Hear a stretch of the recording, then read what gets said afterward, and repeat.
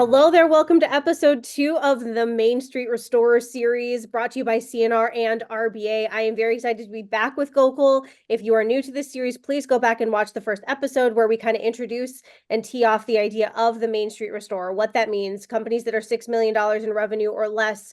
And we created this series to talk to the restorers that I think sometimes right now are feeling left out of the conversation of what's going on in the industry, the consolidation, what's their role, what can they do, how can they sell if they want to, how can they create an exit strategy, all of those questions. So in the first episode, we talked about financial performance. In this episode, Gokul and I are going to talk about the value of building your team and the role a team plays, your team will play if and when you do go to sell your company, and the valuation and all of those things. So Gokul, I'm going to toss it right over to you to kind of set the stage on this one.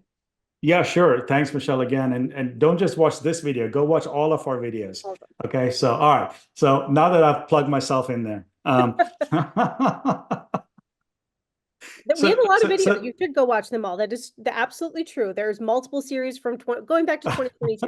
There's a large. I was just kidding. I was just Watch them kidding. all. So teams, it's really fascinating, right? I mean, it's one of the most interesting conversations I have with owners all the time, right? And when they're looking to exit a company,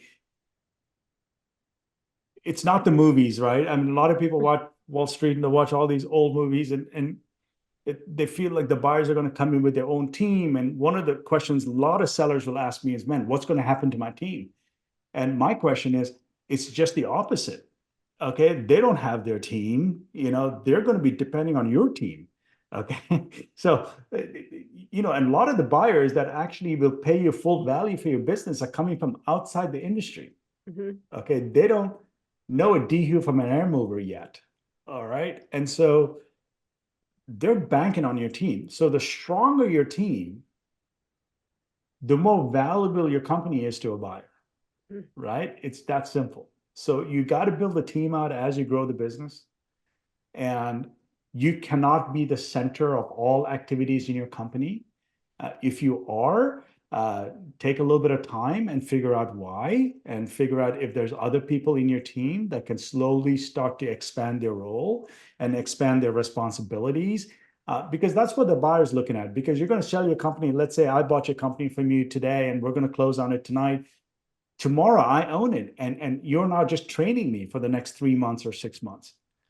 Okay, am I going to be able to do it? I'm not. I'm going to be relying heavily on your team. And if you're the center of everything in your business, then buyers are going to walk away from it because they're not going to see themselves being able to do what you're doing the very first day. And so that's what it is. So having a great team makes it really easy for the buyer to say yes.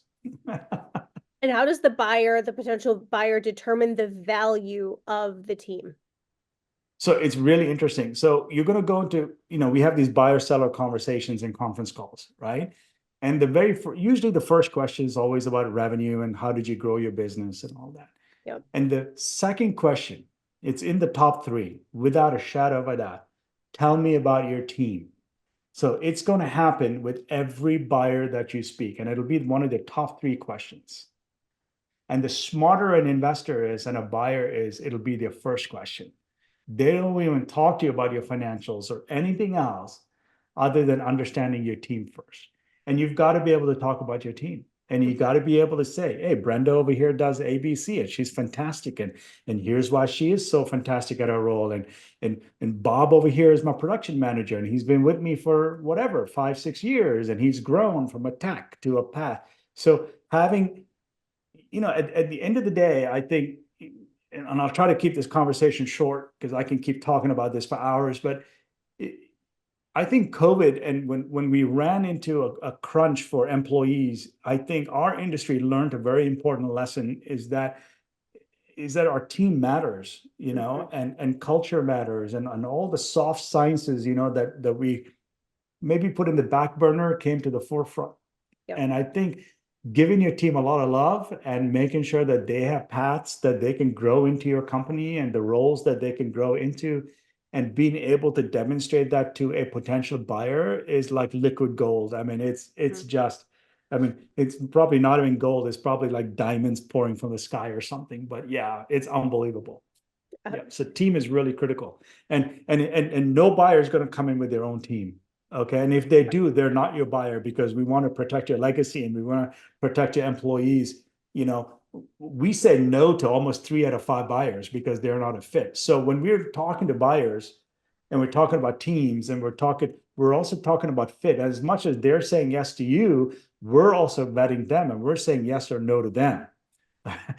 Okay. And most buyers don't have a team. They're going to rely heavily on yours. So Mhm. it's very critical, very Okay, critical. so when you're talking about, hey, restorers, don't, if you're the owner, don't be in charge of everything. You have to learn to delegate. Are there certain roles that you feel like are critically important once you get to a certain stage of revenue, or what, like, what are some key areas that owners should be sure that they're hiring people into these roles to make sure that they are building out a quality team in the areas that a buyer is going to look for? Correct. So there's a couple of key roles, right? Like companies should have, right? You should have an office manager that takes care of everything within the office. Yep. Okay. You should at least have a production manager that takes care of everything out on the field.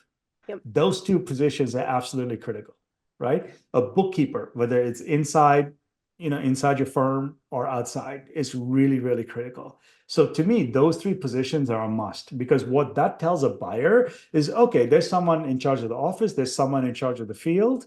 They've had some tenure, they've been around for a long time, they know what they're doing. Okay, there's my core team. Correct. And Yep. and so those 2 positions are absolutely critical. And not just positions, but what they also do for you. So if you're the center of all activities in your business, it's going to hurt you because the buyer's not going to be able to fulfill that. And also, no buyer is going to pay you millions of dollars to get an 80-hour job. Okay. I mean, they want to work 40 hours, maybe even less sometimes, right? Yeah. So they're looking at your business completely different. For you, it's your baby. For them, it's an investment. Completely different points of view. Yes. So they're looking at it as, hey, I'm going to pay you 3 million or 5 million or whatever is it. And in return, here's what I expect, Mhm. right? So you cannot be the center of everything. And if you are, then start looking at your employees and say, are you good ones, and start expanding their role over time. Yes. And you'll find a lot of times that they'll do a much better job than I would. Or I tell you, in my own business, I mean, I'm trying. I could probably do better, but I'm not as bad as I used to be. And I'm finding the same thing is that, my team in many respects can do things much better than I can. Mhm. So yeah. What do you tell the owners who are like, well, but this is my baby and I am really nervous about hiring other people and opening my hands up and letting some of this go? What do you tell those owners who are like, it's time, Yeah, you just got to look at it. What's the alternative? burnout?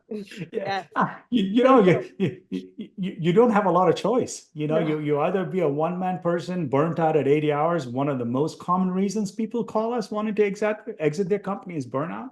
Yep.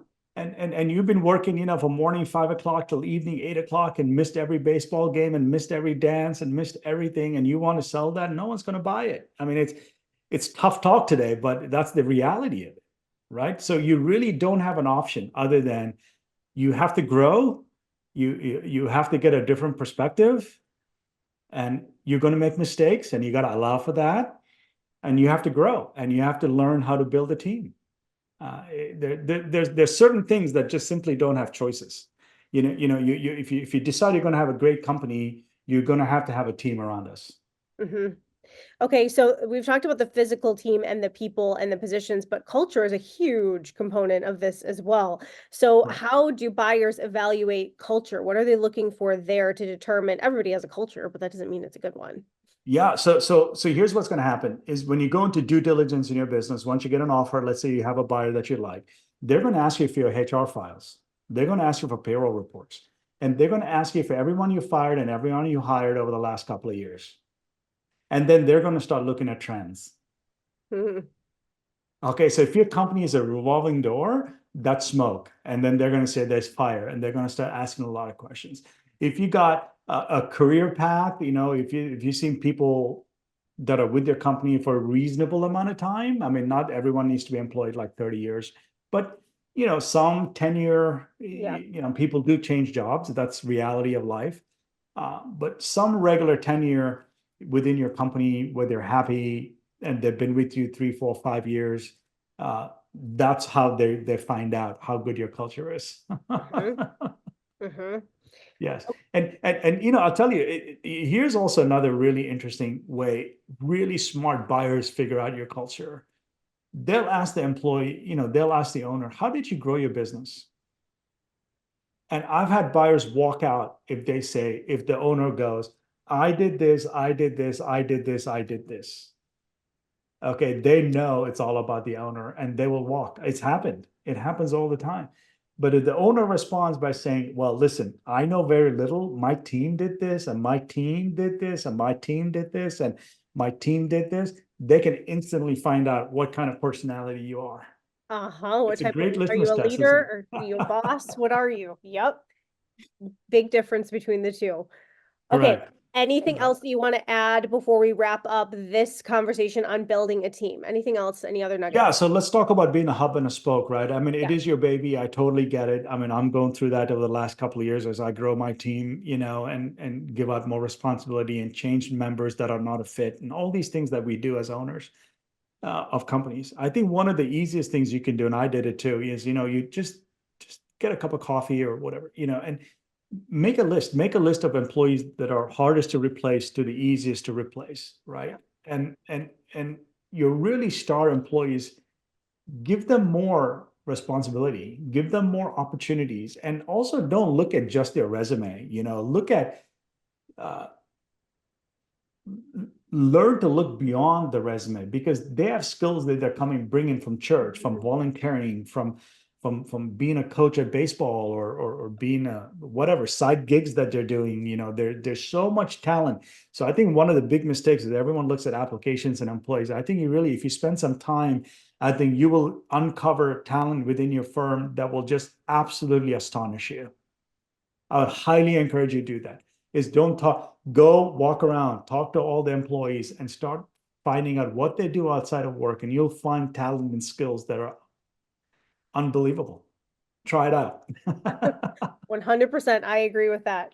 Okay, well, thank you, Gokul. So this is episode 2 for those of you who are listening. So please go back and listen to the other episodes. This is the Main Street Restorer series. Next up is growth potential. We're going to be talking about that. Later in the series, we're going to be talking about your customer and revenue concentration. We're going to be talking about how to develop and document your sales and marketing. And we're going to be talking about net promoter scores, customer satisfaction, all of those things. So there's a lot of stuff still to come in this series if you're just catching up on episode 2. So stay tuned. Gokul, thank you very much. I look forward to growth potential next. Okay, let's do it. Thanks again.